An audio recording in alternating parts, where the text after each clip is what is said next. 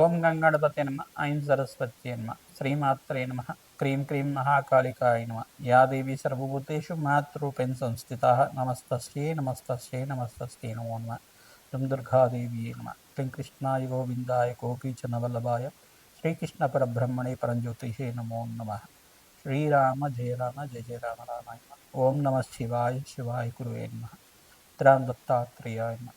YouTube ప్రేక్షకులకు అందరికీ కూడా నమస్కారం అండి. నేను పాలపర్తి గురునాథ శర్మ జ్యోతిష్యం వాస్తు సిద్ధాంతిని. మీకంతా కూడా గోచారిత్య గ్రహాల యొక్క ప్రభావం అంతా కూడా మేషాది ద్వాదశ రాశుల వాళ్ళకంతా కూడా విశ్లేషణ చేయడం జరుగుతుంది. ఈ రోజున మనమంతా కూడా చెప్పే విషయం ఏంటిదంటే, ప్రధానంగా రాహుకేతు ప్రభావం అంతా కూడా కాలసర్ప దోషం అంటే ఏంటి, అసలు కాలసర్ప దోషాన్ని అంతా కూడా ఏ రకంగా విశ్లేషణ చేసుకోవాలి, కాలసర్ప దోషానికంతా కూడా పరిష్కారం ఏ రకంగా ఆచరించాలి, అసలు కాలసర్ప యోగం అంటే ఏంటి, కాలసర్ప దోషం అంటే ఏంటి అంతా కూడా జ్యోతిష్ సిద్ధాంతం ప్రకారంగా మీకు అంతా కూడా విశ్లేషణ చేయడం జరుగుతుంది. ప్రధానంగా కాలసర్ప దోషము కాలసర్ప యోగము అని చెప్పేసి అంటే కనుక, ఈ యొక్క కాలసర్పం అనేది రాహుకేతు ప్రభావం వల్ల, రాహుకేతులంతా కూడా ఛాయాగ్రహాలుగా చెప్పడం జరుగుతుంది. ప్రధానంగా ఛాయాగ్రహాలకి ఈ యొక్క సొంత ఇల్లు అనేది ఉండదన్నమాట. ఏ యొక్క రాశులకంతా కూడా వారికి రాష్ట్రాధిపత్యం లభిస్తూ ఉంటుంది. మిగతా గ్రహాలకన్నిటి కూడా రాహుకేతులంతా కూడా ఛాయాగ్రహాలు కాబట్టి వాటికంతా కూడా సొంత ఇల్లు అనేది ఉండదు. ప్రధానంగా ఏ గ్రహానికైతే కనుక కలియుగతో పాటు ఉంటారు, ఏ రాష్ట్రాధిపతితో పాటు కలియుగతో ఉంటారు, ఏ రాశిలో అంతా కూడా వీరు సంచారం చేస్తుంటారు, లగ్న చక్ర ప్రకారంగా కానీ గోచారిత్య కానీ వాటి ప్రభావం అంతా కూడా ఆ రాష్ట్రాధిపతి ఇచ్చే ఫలితాన్ని ఇస్తూ ఉంటారు. ఛాయ రాహు కేతు గ్రహాలంతా కూడా చూసుకుంటే రాహు గణాలని చెప్పేసి అంటారు. ప్రధానంగా గ్రహాలకి వీళ్ళంతా కూడా ప్రభావం ఏ రకంగా చూపిస్తూ ఉంటారు, అపసవ్య దిశలో సంచారం జరుగుతూ ఉంటుంది వీళ్ళదంతా కూడా. ప్రధానంగా రాహుకేతులంతా కూడా ఛాయాగ్రహాలుగా వీళ్ళ ప్రభావం అంతా కూడా మానవాళి జీవిత విధానంలో అంతా కూడా లగ్న చక్ర ప్రకారంగా వాళ్ళున్న స్థానాన్ని బట్టి అంత ఫలితాలు ఇవ్వడం జరుగుతుంది. ప్రధానంగా వంశాభివృద్ధికి కారణం అంటారు. ప్రధానంగా సర్పదోషం కానీ సర్పశాపం కానీ ఏమైనా జాతకరీత్యా వర్తించి ఉంటే కనుక, రాహుకేతు ఒక స్తంభంలో మిగతా గ్రహాలన్నీ కూడా ఉంటాయి కనుక, రాహుకేతు మధ్యలోనే అన్ని గ్రహాలు మిగతా నవగ్రహాలన్నీ కూడా ఉంటాయి కనుక, వీటికి అంతా కూడా కాలసర్పదోషము, కులింగ కాలసర్పదోషం అని చెప్పేసి, వాసుకి కాలసర్పదోషం, తక్షక కాలసర్పదోషం, కర్కోటక కాలసర్పదోషం అని చెప్పేసి ప్రధానంగా ఈ యొక్క ప్రధానమైన దోషాలంతా కూడా చెప్పడం జరుగుతుంది. నవనాగ ఆధారితం చేయడం వల్ల కాలసర్పదోష నివారణ అవ్వడానికి ఆస్కారం ఉంటుంది. విశేషమైన క్షేత్రం ఏంటంటే కుక్కి పుణ్యక్షేత్రం, కుక్షి అనేది పుణ్యక్షేత్రం అంటారు. ప్రధానంగా మన కర్ణాటక దగ్గర అంతా కూడా ఉంటుంది.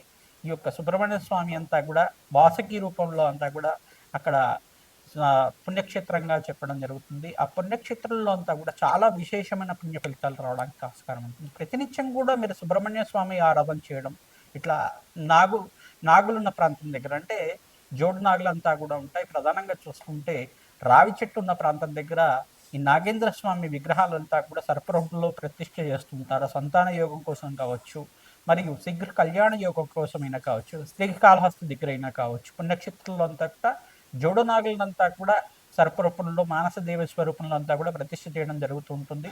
తద్వారా మీరంతా కూడా ఈ యొక్క శీఘ్ర సత్సంతాన యోగం ఫలితం రావడం కానీ, శీఘ్ర కళ్యాణ యోగం సిద్ధం రావడానికైనా కానీ కాలసర్ప యోగం అనేది ప్రధానమైన పాత్ర అనేది పోషిస్తూ ఉంటుంది. ప్రధానంగా 1, 2, 5, 7, 8 ఈ స్థానాల్లో కనుక రాహుకేతు సంచారం అంతా కూడా జరిగితే ఈ యొక్క కాలసర్ప దోషం ఉంది అని చెప్పేసి నేను నిర్ధారణ చేసుకోవాల్సి ఉంటుంది. నవమ స్థానంలో రాహు కానీ కేతు కానీ సంచారం చేస్తే పితృదోషం పితృశాపం అనేది చెప్పడం జరుగుతుంది. ప్రధానంగా కాలసర్ప దోషం అనేది ఈ స్థానాల్లో ఉంటే కనుక, 1వ స్థానం ఉంటే కారకో భావనాశయ, ఇప్పుడు శరీర కారకత్వాలంతా కూడా రోగ కారకత్వాన్ని చెప్తూ ఉంటుంది. ఎప్పుడైనా కానీ లగ్నంలో రాహు సంచారం జరుగుతుంటే కనుక శరీరాన్ని అనారోగ్య భావాలంతా కూడా ప్రధానంగా చెప్పడం జరుగుతుంది. అనారోగ్య ప్రభావం అనేది ఉంటుంది. ప్రధానంగా గృహ రోగాలు అనేది రావడం కానీ, ప్రధానంగా ఈ యొక్క ఉబ్బరం కానీ, ప్రధానంగా లంగ్స్ ఇన్ఫెక్షన్ రావడం కానీ, ఆస్తమా లాంటిది ఉండడం కానీ, బ్రీతింగ్ ప్రాబ్లమ్స్ ఉండడం కానీ, ప్రధానంగా చూసుకుంటే వీళ్ళకంతా కూడా ఈ యొక్క ఆర్టిజంతో బాధపడటం కానీ జరుగుతూ ఉంటుంది. ఈ యొక్క స్థానాల్లో ఉంటే కనుక రాహుకేతు సంచారం జరుగుతుంటే, చంద్రుడు రాహు కలిగితూ ఉంటే కొంచెం హార్ట్ ప్రాబ్లమ్స్ అనేది ఉండడం కానీ జరుగుతూ ఉంటుంది. ఇట్లాంటి ప్రాబ్లమ్స్ అనేది జరుగుతూ ఉంటాయి. ప్రధానంగా రాహుకేతులంతా కూడా గోచారీత్యా వీళ్ళ ప్రభావం చాలా ఎక్కువగా ఉంటుంది. ఎక్కువ సంవత్సరాలంతా కూడా వీళ్ళ ఆహ్, దశ అంతా కూడా నడుస్తుంది కాబట్టి తద్వారా మానవాళికి మేషాది ద్వాదశ వాళ్ళకంతా కూడా ప్రభావం ఎక్కువగా ఉంటుందన్నమాట. విదేశీయాన యోగం సిద్ధించాలన్నా, ప్రధానంగా స్థిర ఐశ్వర్యం రావాలన్నా, ఆకస్మికంగా ధనయోగం, ధన ప్రాప్తిలవ్వాలన్నా రాహుకేతు ప్రభావం అంతా కూడా ముఖ్య పాత్ర పోషిస్తా ఉంటుందన్నమాట. ప్రధానంగా అమ్మవారి ఆరాధన, దుర్గాదేవి ఆరాధన చేసుకోవడం, మానసాదేవి ఆరాధన చేసుకోవడం, మానసాదేవి చరిత్రనంతా కూడా ప్రతినిత్యం కూడా మీరు ప్రవచనంలాగా వింటూ ఉండడం వల్ల శ్రేష్టమైన ఫలితాలు పొందడానికి ఆస్కారం ఉంటుంది. స్కందోత్పత్తి అనే చరిత్ర ఉంటుంది. ప్రధానంగా సుబ్రహ్మణ్య స్వామి వారి చరిత్ర అంతా కూడా వినడం వల్ల మీరంతా కూడా శీఘ్ర సంతాన యోగ ప్రాప్తి కలగడానికి ఆస్కారం ఉంటుంది. ప్రధానంగా ఈ రాహుకేతు ప్రభావం వల్లే స్త్రీలలో కొంతమందికి వైదవ్య దోషం అనేది వస్తూ ఉంటుందన్నమాట. కొంతమందికి అయితే కనుక అనారోగ్య ఇబ్బందులు ఇంతమంది చెప్పుకున్నాం కదా. పంచమ స్థానంలో రాహు కానీ కేతు కానీ సంచారం చేస్తే ప్రధానంగా వీళ్ళకి కొంచెం అంతా కూడా ఈ యొక్క గర్భ గర్భదోషాలన్నీ రావడం జరుగుతుంది. ప్రధానంగా దీన్ని పీసీఓఎస్ ప్రాబ్లం కానీ పీసీఓడి ప్రాబ్లం అని చెప్పేసి అంటూ ఉంటారు. దీని దోషాలంతా కూడా రాహుకేతు ప్రభావం వల్ల పంచమాధిపతి బలహీనంగా ఉండి పంచమ స్థానంలో రాహుతో పాటు కానీ కేతుతో పాటు కానీ కుజుడు కానీ చంద్రుడు కానీ శుక్రుడు కానీ కలుగుతూ ఉంటాయి. పంచమ స్థానం సంతాన స్థానం అని చెప్పేసి అంటారు. ద్వితీయ స్థానం కుటుంబ స్థానం అంటారు. ఈ స్థానంలో కనుక ఉంటే గనక కొంచెం గర్భదోషం అనేది రావడానికి ఆస్కారం ఉంటుంది. తద్దోష నివారణార్థం నాగేంద్ర స్వామి ప్రతిష్ఠ చేసుకోవడం, మానసదేవి ఆరాధన చేసుకోవడం, ప్రధానంగా దానిమ్మ పళ్ళని మంగళవారం రోజున బ్రాహ్మణత్వంకి దానం చేయడం, ప్రధానంగా మినువులు దానం చేసుకోవడం, వెండి సర్పాన్నంతా కూడా 27 రోజుల దాకా సుబ్రహ్మణ్య స్వామి మూలమంత్రాలతోటి అంతా కూడా పంచామృతాలతో ఇంట్లో అభిషేకం చేసి వెండి సర్పాలతో ఉండ ఈ యొక్క 3 పడగలతో ఉన్న సర్పాన్నంతా కూడా చేయించుకొని ఆ వెండి సర్పాన్నంతా కూడా బ్రాహ్మణత్వం దానం చేయడం, మినువులు దానం చేసుకోవడం, కందిపప్పు దానం చేయడం వల్ల శీఘ్ర సంతాన యోగం ప్రాప్తి కలుగుతుంది. సంతాన యోగం ప్రాప్తి కలగడానికి ఆస్కారం ఉంటుంది. సుబ్రహ్మణ్య స్వామి మూలమంత్ర జపాలంతా కూడా ఆచరించాలి. తద్వారా శీఘ్ర సంతాన యోగం ప్రాప్తి కలగడానికి ఆస్కారం ఉంటుంది. వివాహాది శుభకార్యాలు జరగాలన్నా కానీ ప్రధానంగా సప్తమ స్థానంలో రాహుకేతు సంచారం జరుగుతాయి. ప్రధానంగా ఆలస్య వివాహాలు జరగడం కానీ వివాహంలో ఆటంకం జరగడం కానీ సంచారం జరుగుతూ ఉంటుంది. లగ్నాధిపతి ఏ స్థానాల్లో ఉన్నారో అది కూడా చూసుకోవాల్సి ఉంటుంది. ప్రధానంగా శుభగ్రహాల యొక్క వీక్షణ అంతా కూడా చూసుకోవాల్సి ఉంటుంది. శుభగ్రహాల యొక్క వీక్షణ లేకుండా ఉంటే కనుక రాహుకేతు ప్రభావం అంతా కూడా ప్రబలంగా ఉంటుంది. తద్వారా ప్రతి విషయంలో కానీ ఆటంకాలు జరుగుతుండడం, వాయిదా పడుతుండడం కానీ, అనుకున్న పనులంతా కూడా సమయానికి జరగకపోవడం కానీ జరుగుతూ ఉంటాయి. తద్వారా ప్రతినిత్యం కూడా అమ్మవారి ఆరాధన చేసుకోవడం వల్ల సర్పసూక్త పారాయణం చేయించడం, మానసదేవి మూలమంత్రాన్నంతా కూడా జపాలు ఈ యొక్క తర్పణాలంతా కూడా ఆచరించడం గల ప్రధానంగా సర్పమండలం అంతా కూడా వేసి దానికంతా కూడా నవరాగ బలి అంతా కూడా ఆచరించడం వల్ల మీకంతా కూడా శీఘ్ర సంతాన యోగ ప్రాప్తి, శీఘ్ర వివాహ యోగ ప్రాప్తి, వివాహమాది శుభకార్యాలు కలగానున్న సర్పదోషము సర్పశాపం ఉందనేది మీ జాతకరీత్యా ఏ స్థానంలో ఉంది, ఏ యొక్క దశల్లో ఉంది సర్పశాపం అంతా కూడా విశ్లేషణ చేయడం జరుగుతుంది.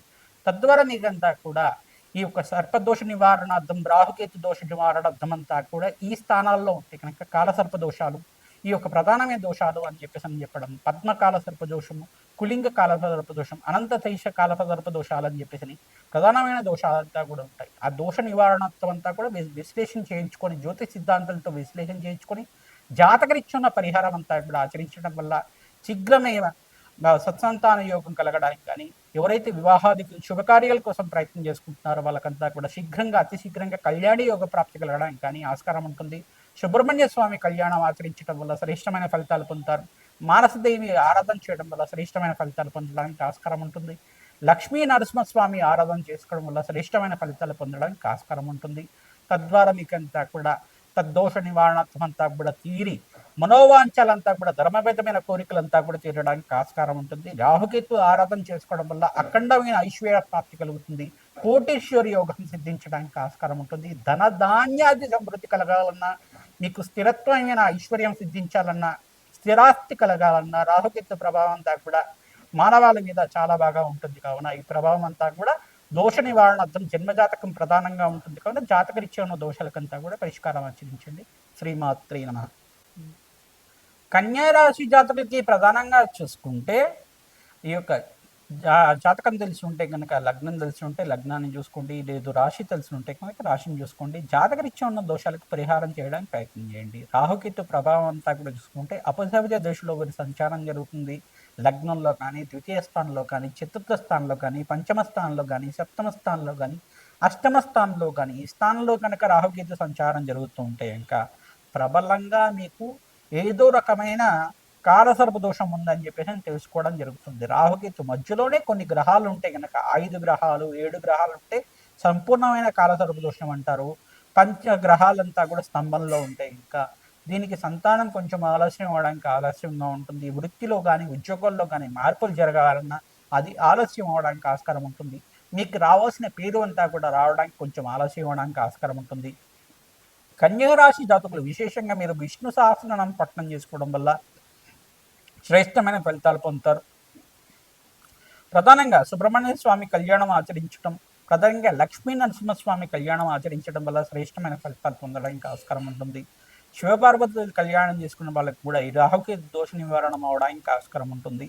ప్రధానంగా కుక్కిప్పు నక్షత్రంలో అంతా కూడా సర్ప సంస్కార పూజ ఆచరించి మీ దగ్గరలో ఉండే దేవాలయంలో అంతా కూడా జోడు నాగుల్ని సర్ప ప్రతిష్టనంతా కూడా ఆచరించుకోవడం, నవనాగ మండపం వేసి అక్కడంతా కూడా నవనాగ మండపం దగ్గర సర్పసూక్త విధానంగా అంతా కూడా సర్పజాతికి చెందిన కొన్ని విశేషమైన నాగులంతా కూడా అక్కడ స్థాపన చేసుకొని అక్కడంతా కూడా వాటికి ఈ యొక్క తిలతర్పణాలు అంతా కూడా ఆచరించడం వల్ల శ్రేష్టమైన ఫలితాలు పొందడానికి ఆస్కారం ఉంటుంది. నాగబలి, నక్షత్ర బలి అంతా కూడా ఆచరించాలి.